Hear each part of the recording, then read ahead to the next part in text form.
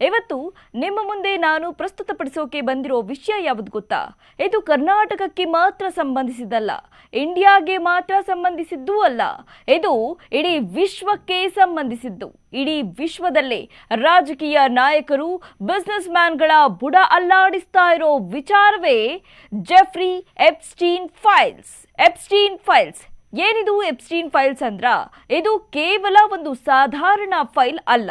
ದಶಕಗಳ ಕಾಲ ನಡೆದ ವ್ಯವಸ್ಥಿತ ಲೈಂಗಿಕ ಶೋಷಣೆಯ ಜಾಲವನ್ನ ಜಗತ್ತಿನ ಮುಂದೆ ತೆರೆದಿಟ್ಟಿರುವ ದಾಖಲೆಗಳು. ಅಮೆರಿಕಾದ ಕೋಟ್ಯಾಧಿಪತಿ ಜೆಫ್ರಿ ಎಪ್ಸ್ಟೀನ್ ಮತ್ತು ಆತನ ಟೀಮ್ ನಡೆಸುತ್ತಿದ್ದ ಈ ಕರಾಳ ಜಾಲದಲ್ಲಿ ರಾಜಕಾರಣಿಗಳು, ಉದ್ಯಮಿಗಳು ಮತ್ತು ಜಗತ್ತಿನ ದೊಡ್ಡವರ ಹೆಸರುಗಳು ತುಳುಕು ಹಾಕಿಕೊಂಡಿದೆ.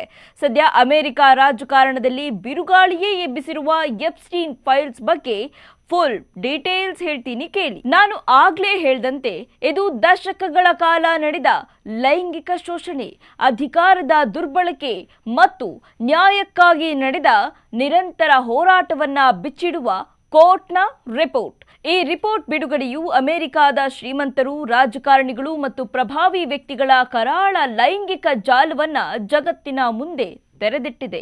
ಒಂದಲ್ಲ ಎರಡಲ್ಲ, ಸಾವಿರಾರು ರಹಸ್ಯ ವಿಚಾರಗಳು ದಾಖಲೆಗಳ ರೂಪದಲ್ಲಿ ಜಗಜ್ಜಾಹೀರಾಗಿದೆ.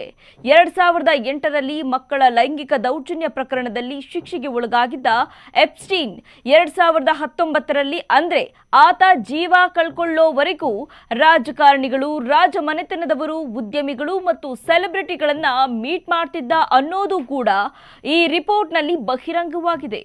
ಏನಿದು ಎಪ್ಸ್ಟೀನ್ ಫೈಲ್? ಏನಿದು ಎಪ್ಸ್ಟೀನ್ ಫೈಲ್ಸ್ ಅಂತ ನೋಡ್ತಾ ಹೋದ್ರೆ, ಎಪ್ಸ್ಟೀನ್ ಫೈಲ್ಸ್ ಅಂತ ಕರೆಯಲ್ಪಡ್ತಾ ಇರೋ ಈ ರಿಪೋರ್ಟ್ 2015ರಲ್ಲಿ ವರ್ಜೀನಿಯಾ ಗಿಫ್ರಿ ಎನ್ನೋರು ಎಪ್ಸ್ಟೀನ್ನ PA ಗಿಸ್ಲೈನ್ ಮ್ಯಾಕ್ಸ್ವೆಲ್ ವಿರುದ್ಧ ದಾಖಲಿಸಿದ್ದ ಮಾನನಷ್ಟ ಮೊಕದ್ದಮೆಯಿಂದ ಶುರುವಾಗುತ್ತೆ. ಆ ಕೇಸ್ ಭಾಗವಾಗಿ ನೂರಾರು ವ್ಯಕ್ತಿಗಳ ಹೆಸರುಗಳು, ಸಂತ್ರಸ್ತರ ಹೇಳಿಕೆಗಳು, ಸಾಕ್ಷ್ಯಗಳು ಮತ್ತು ಇಮೇಲ್ಗಳನ್ನ ನ್ಯಾಯಾಲಯಕ್ಕೆ ಸಲ್ಲಿಸಲಾಗುತ್ತೆ. ಹಲವು ವರ್ಷಗಳ ಕಾಲ ಈ ದಾಖಲೆಗಳನ್ನ ಗೌಪ್ಯವಾಗಿ ಇಡಲಾಗಿತ್ತು. ಆದರೆ 2023 ಡಿಸೆಂಬರ್ನಲ್ಲಿ ಕೋರ್ಟ್ ಆದೇಶದ ಮೇರೆಗೆ ಈ ದಾಖಲೆಗಳನ್ನ ರಿಲೀಸ್ ಮಾಡಲಾಗಿದೆ. ಇದನ್ನೇ ಈಗ ಎಪ್ಸ್ಟೀನ್ ಫೈಲ್ಸ್ ಅಂತ ಕರೆಯಲಾಗ್ತಿದೆ.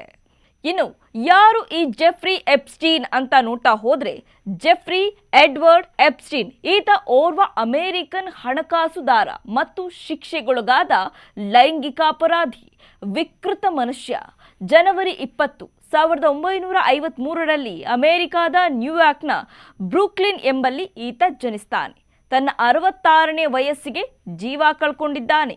1970ರ ದಶಕದ ಮಧ್ಯಭಾಗದಲ್ಲಿ ಮ್ಯಾನ್ ಹ್ಯಾಟನ್ನ ಪ್ರತಿಷ್ಠಿತ ಡಾಲ್ಟನ್ ಶಾಲೆಯಲ್ಲಿ ಫಿಸಿಕ್ಸ್ ಮತ್ತು ಮ್ಯಾಥ್ಸ್ ಟೀಚರ್ ಆಗಿ ತನ್ನ ವೃತ್ತಿ ಜೀವನವನ್ನ ಪ್ರಾರಂಭಿಸಿದ್ದ.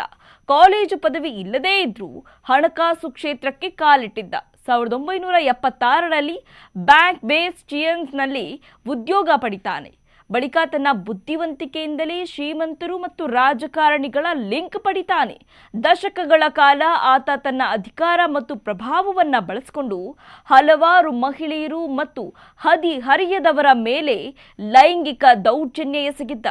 ಪ್ರಕರಣದಲ್ಲಿ ದೋಷಿ ಎಂದು ಸಾಬೀತಾಗಿ ಜೈಲು ಶಿಕ್ಷೆ ಅನುಭವಿಸುತ್ತಿದ್ದ ವೇಳೆ 2019ರಲ್ಲಿ ತನ್ನ ಜೈಲು ಕೊಠಡಿಯಲ್ಲೇ ಈ ಜೆಫ್ರಿ ಎಪ್ಸ್ಟೀನ್ ನೇಣು ಬಿಗಿದುಕೊಂಡು ಜೀವ ಕಳ್ಕೊಂಡಿದ್ದ.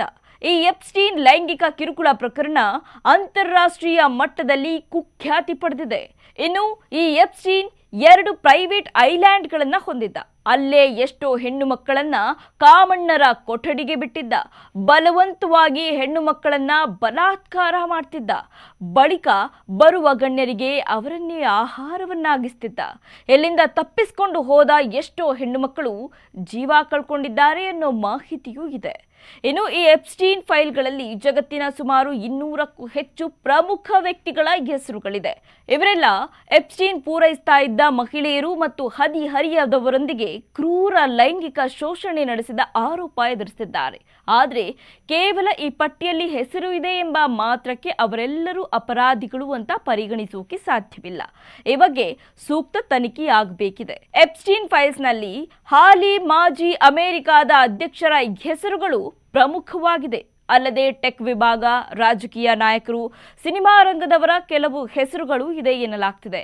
ಇನ್ನು ಎಪ್ಸ್ಟೀನ್ ಜಾಲದಲ್ಲಿ ಸಿಲುಕಿ ಒದ್ದಾಡಿದ್ದ ಸಂತ್ರಸ್ತೆಯೊಬ್ಬರು ತನ್ನನ್ನ ಹೇಗೆಲ್ಲ ನಡೆಸಿಕೊಂಡ್ರು ಅಂತ ಹೇಳ್ಕೊಂಡಿದ್ದಾರೆ. ಆ ಪ್ರಕಾರ ಆಕೆಯ ಬಾಡಿ ಶೇಪ್ ಕೊಂಚ ದಪ್ಪ ಇದ್ದ ಕಾರಣ ಆಹಾರ ನೀಡದೆ ಹಸಿವಿನಿಂದ ತತ್ತರಿಸುವಂತೆ ಮಾಡ್ತಿದ್ರಂತೆ. ಅವನ ಐಲ್ಯಾಂಡ್ನಿಂದ ಒಂದ್ಸಲ ತಪ್ಪಿಸಿಕೊಳ್ಳೋಕೆ ಪ್ರಯತ್ನಿಸಿದಾಗ ಚಿತ್ರ ಹಿಂಸೆ ಕೊಟ್ಟಿದ್ರಂತೆ.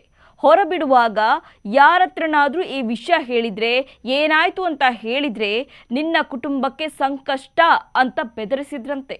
ಒಟ್ಟಾರೆ ಜೆಫ್ರಿ ಎಪ್ಸ್ಟೀನ್ ಫೈಲ್ಗಳು ಕೇವಲ ಪ್ರಭಾವಿ ಹೆಸರುಗಳ ಪಟ್ಟಿಯಲ್ಲ, ಬದಲಿಗೆ ಅದು ಅಧಿಕಾರ, ಸಂಪತ್ತು ಮತ್ತು ಪ್ರಭಾವವನ್ನ ಬಳಸಿಕೊಂಡು ದಶಕಗಳ ಕಾಲ ನಡೆದ ಒಂದು ವ್ಯವಸ್ಥಿತ ಲೈಂಗಿಕ ಅಪರಾಧ ಜಾಲದ ಕರಾಳ ಮುಖವನ್ನ ಜಗತ್ತಿಗೆ ತೋರಿಸಿದೆ. ಈ ಪ್ರಕರಣದಲ್ಲಿ ನ್ಯಾಯಕ್ಕಾಗಿ ನಡೀತಾ ಇರುವ ಹೋರಾಟ ಇನ್ನೂ ಮುಗಿದಿಲ್ಲ.